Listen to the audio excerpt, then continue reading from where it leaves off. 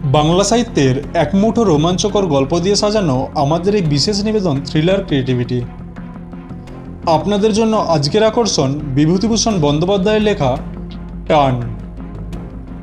এই গল্পের মূল চরিত্রে মৃন্ময়, প্রণববাবুর চরিত্রে অভি, বামার চরিত্রে টুসি, প্রণববাবুর দাদার চরিত্রে সুজয় ও বাবার চরিত্রে সঞ্জিত, এবং সর্বোপরি পুরো গল্পের পরিবেশনায় থ্রিলার ক্রিয়েটিভিটি টিম।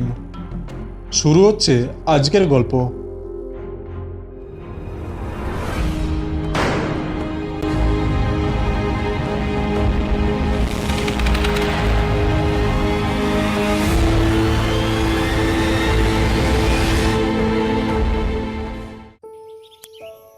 গল্প নয়, সত্য ঘটনা।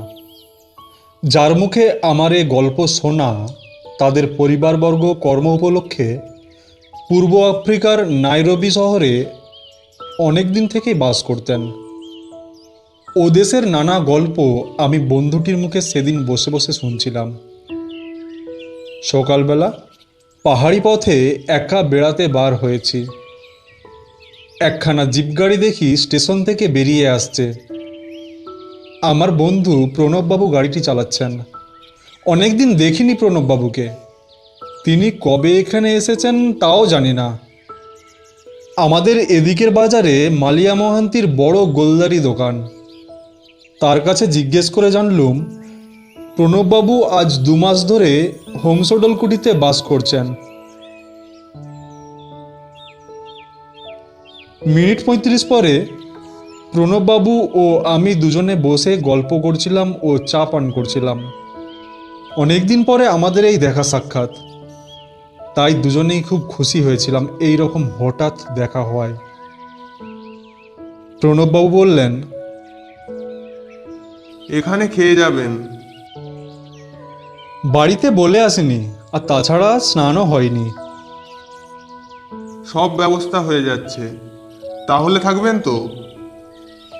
একটা খুব ভালো গল্প বলবো খেয়ে দে, ওই বুড়ো হর্তুকি তোলার ছায়ায় বসে। কেমন? ও লাখপতিয়া, এখানে এসো।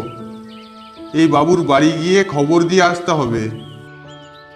তা এখানে কতদিন আর থাকবেন? বুধবার চলে যাব। আজ দেখা হওয়াতে বড় ভালো হলো। কতদিন আর দেখা হবে না তা কে জানে। মাংস খান তো? হ্যাঁ, সে আর বলতে। নিষিদ্ধ পক্ষীর? খুব। মধ্যাহ্নভোজন খুবই ভালো হলো। এরপর আমরা সেই হর্তুকিতলায় গিয়ে বসি। সামনে পশ্চিম দিকে নদীর ওপারে শৈলশ্রেণী। ঝিরঝির বাতাস বইছে নদীর দিক থেকে। একদল সাদা বক পাহাড় শ্রেণীকে পেছনে ফেলে মেঘের তলা দিয়ে উড়ে আসছে এদিকে। প্রণববাবু বললেন, আপনি আমার জীবনের কথা কিছু কিছু সকালবেলা শুনেছেন। আজ একটি অসাধারণ ঘটনার কথা বলবো। এ আমার নিজের চোখে দেখা বলেই আপনার কাছে বলবার ইচ্ছেটা বড় প্রবল হয়েছে। আপনি জানেন, আমার বাবা ও কাকা উগান্ডা রেলপথ তৈরির সময় থেকে ও দেশে ছিলেন। আমার এক কাকা বেলজিয়ান কঙ্গোতে কমলালেবুর আবাদ করেন। আমার বাবার অনেক আগে থেকে তিনি আছেন সে দেশে। তার 4-5টি ছেলে বিগ গেম হান্টার। লোহার মতো শরীর, অনর্গল সোহালি ভাষা বলতে পারে, সে দেশের নেটিভদের মতোই। এসব কথা গল্পের মতো শোনাচ্ছে নাকি?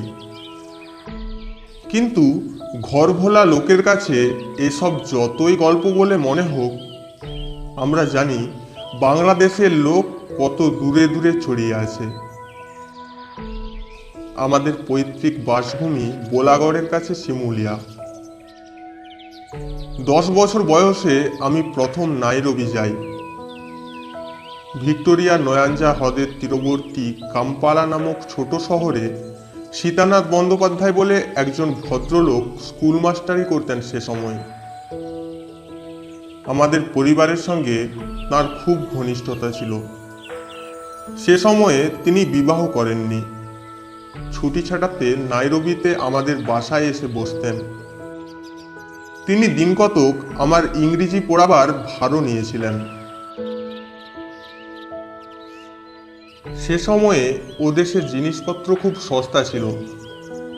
মাংস, দুধ, মাখন, কফি যথেষ্ট পাওয়া যেত। সমগ্র নাইরোবিতে 3 ঘর বাঙালি পরিবার ছিল। সকলেই উগান্ডা রেলপথের কর্মচারী। আর একজন ছিল খ্রিস্টান।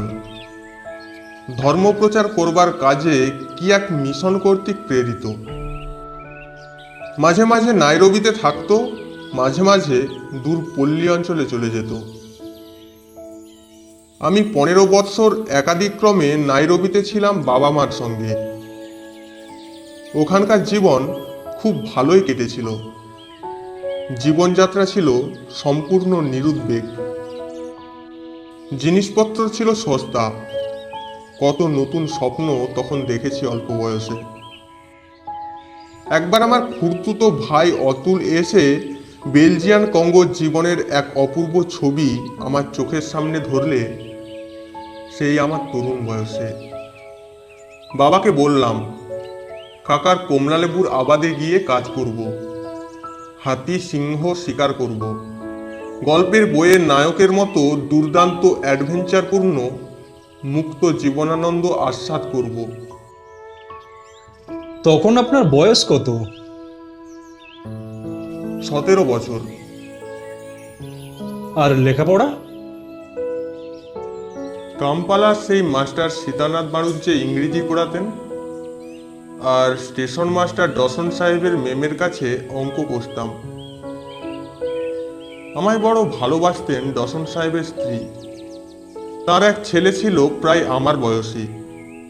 একটা এয়ার গান নিয়ে তার সঙ্গে খেলা করতাম। শিকারের ঝোঁক ছিল আমাদের দুজনেরই।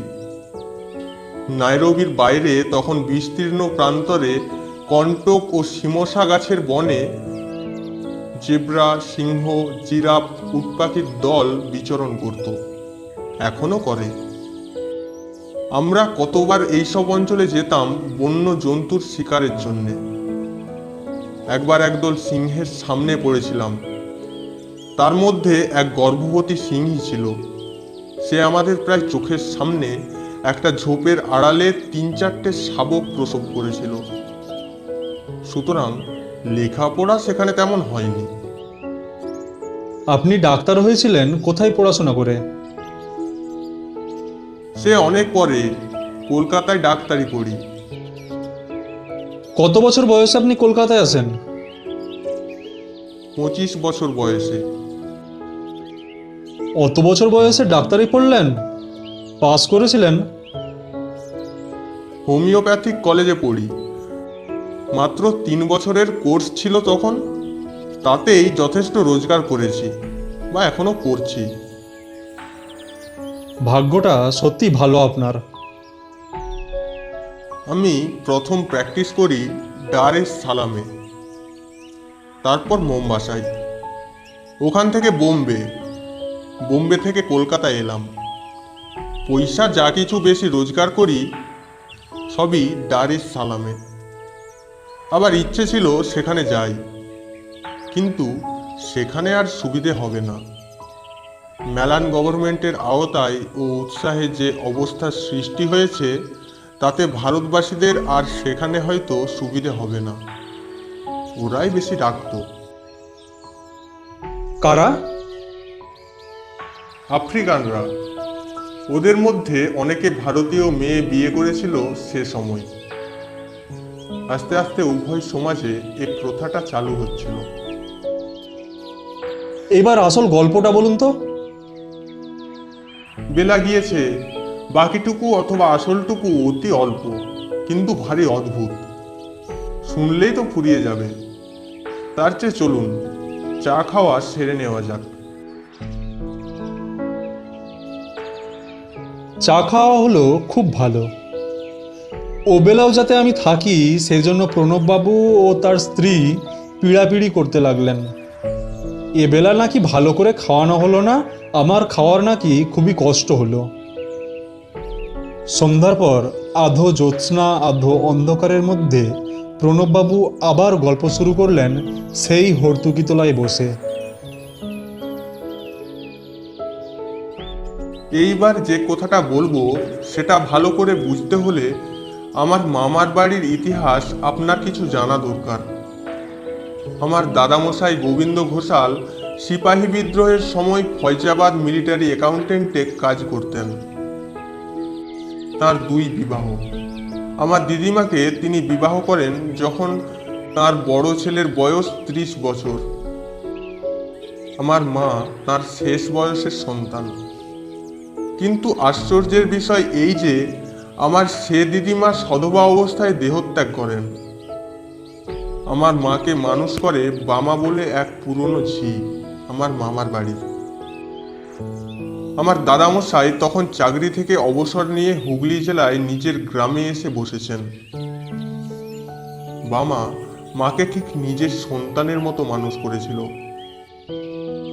বাইরে কোথাও গেলে সন্ধ্যার পর পিছু পিছু যেত, মায়ের বড় বয়সেও। বামা কোথাও যেত না। নিজের দেশ বর্ধমান জেলার যে ক্ষুদ্র গ্রামটিতে তার পৈতৃক ভিটে মায়ের ভার নেওয়ার পর থেকে সে কখনো আর সে গ্রামেও পদার্পণ করেনি। আমার মা যখন বিয়ের কনে সেজে আমাদের বাড়ি এসেছিল, বামা তখন মায়ের সঙ্গে এ বাড়ি চলে আসে এবং মাঝে মাঝে দেশে চলে গেলেও প্রায়ই তার এই জামাই বাড়ি এসেই থাকতো। মা বলতেন, এখানেই থাকো না কেন বামা? সে বলতো,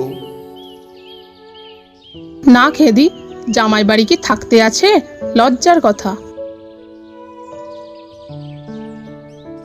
সে কিন্তু মাকে ছেড়ে বেশি দিন থাকতে পারতো না। কিছুদিন পর পর প্রায়ই আসতো। বামা কিন্তু মারা যায় আমার মামার বাড়িতেই, হঠাৎ কি একটা অসুখ হয়ে। মার সঙ্গে দেখা হয়নি। মার সেজন্যে খুব দুঃখ হয়েছিল। আমাদের কাছে পর্যন্ত বামার নাম করতেন আর চোখের জল ফেলতেন। আপনি বামাকে দেখেছিলেন? না, আমার দাদা দেখেছিলেন। তখন দাদার 6-7 বছর বয়স। তারপর কর্ম উপলক্ষে বাবা মা উগান্ডা চলে গেলেন এবং সে দেশেই বাস করতে লাগলেন। আমরাও গেলাম। ক্রমে বড় হলাম সে দেশে। বাবার চাকরির উন্নতি হলো। আমার এক বোনের বিয়ে হলো মোম্বাসায়। সেখানে হুগলি জেলার বন্দিপুরের রামতারণ চক্রবর্তী শিপিং কোম্পানির অফিসে চাকরি করতেন। তার বড় ছেলে শিবনাথ আমার ভগ্নিপতি। পরের বৎসর আমার মা মারা গেলেন। আমার বোনের বিয়ের আগে থেকেই তিনি হৃদরোগে কষ্ট পাচ্ছিলেন। একদিন সন্ধ্যার পর আমাদের সঙ্গে গল্প করতে করতে বললেন শরীরটা কেমন করছে। তারপর ঘরের মধ্যে গিয়ে বিছানায় শুয়ে পড়লেন। ডাক্তার আসবার আগেই মারা গেলেন। এইবার আসল কথাটা এসে গিয়েছে। মা তো মারা গেলেন সন্ধ্যার সময়। অনেক রাতে লোকজন জোগাড় হলো। যে কটি বাঙালি পরিবার নাইরোবিতে সে সময় থাকতো, তাদের সকলের বাড়ি থেকেই মেয়েরা ও পুরুষেরা এলেন সে রাত্রে আমাদের বাড়ি খবর পেয়ে। রাত 11টার পর আমরা শ্মশানে মৃতদেহ নিয়ে গেলাম। নাইরোবির বাইরে শহর থেকে প্রায় 1 ক্রোশ দূরে অপেক্ষাকৃত নিচু জায়গায় নদীর ধারে শ্মশান। স্থানটা বড় নির্জন ও ঘাসের জঙ্গলে ভরা। রাত্রে এসব স্থানে সিংহের ভয় ছিল খুব বেশি। সিংহের উপদ্রবে রাত্রে কেউ বড় একটা মোড়া নিয়ে যেতে সাহস করত না শ্মশানে। আমাদের সঙ্গে অনেক লোক ছিল। আলো জেলে ও বন্দুক নিয়ে আমাদের দল মৃতদেহ বহন করে শ্মশানে নিয়ে গেল। মৃতদেহ চিতায় চড়ানো হয়েছে। দাদা মুখাগ্নি করলেন। আমরা সবাই চিতার অদূরে বসে আছি। এমন সময় আমার ছোট ভাই দেবু আঙুল দিয়ে দেখিয়ে বললে,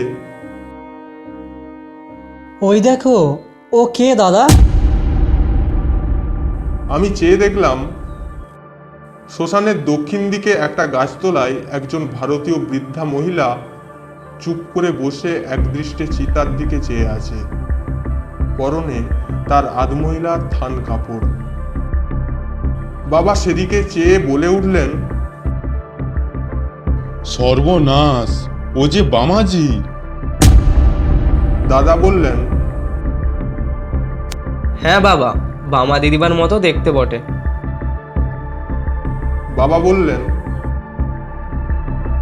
তোর মনে আছে?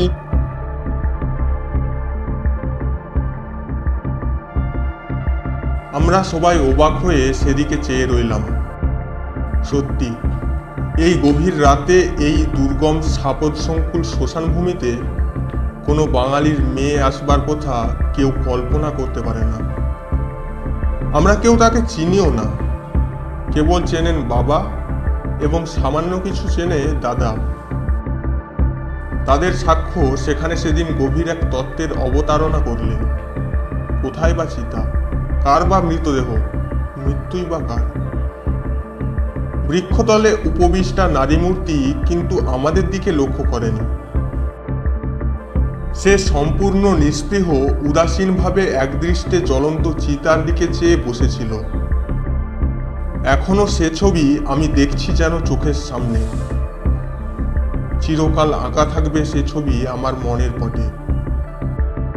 হুগলি জেলার এক অখ্যাত গ্রাম থেকে মৃত্যুজয়ী স্নেহের টানে আজ ২০ বছর পরে বামাজি চলে এলো পূর্ব আফ্রিকার নাইরোবির শ্মশান ভূমিতে। বেশিক্ষণ আমরা দেখতে পাইনি, সবশুদ্ধ বোধহয় মিনিট ৫-৬ হবে বামাজিকে আমরা দেখতে পেয়েছিলাম সবাই মিলে। তারপরেই মিলিয়ে গেল সে মূর্তি। আমরা বেশি কিছু কথা বলিনি। এরপর দাহকার্য শেষ করতে সকাল হয়ে গেল। নদীতে স্নান করে আমরা বাড়ি ফিরে এলুম তখন বেলা ৭টা কি ৭:৩০। ওই নদীর তীরেই আমার মার দশপিণ্ড দেওয়া হয় এর ১০ দিন পরে, এবং মন্ত্র উচ্চারণ করছিলেন রেল অফিসের অবিনাশ গাঙ্গুলি। নাইরোবির বাঙালিদের বাড়ির মোটামুটি বিয়ে, পৈতে, ষষ্ঠী পুজো তিনিই করতেন। তার নামই ছিল আমাদের মধ্যে পুরুত কাকা। নদীর ওপারে শৈলশ্রেণী সন্ধ্যার অন্ধকারে ঢেকে গেল।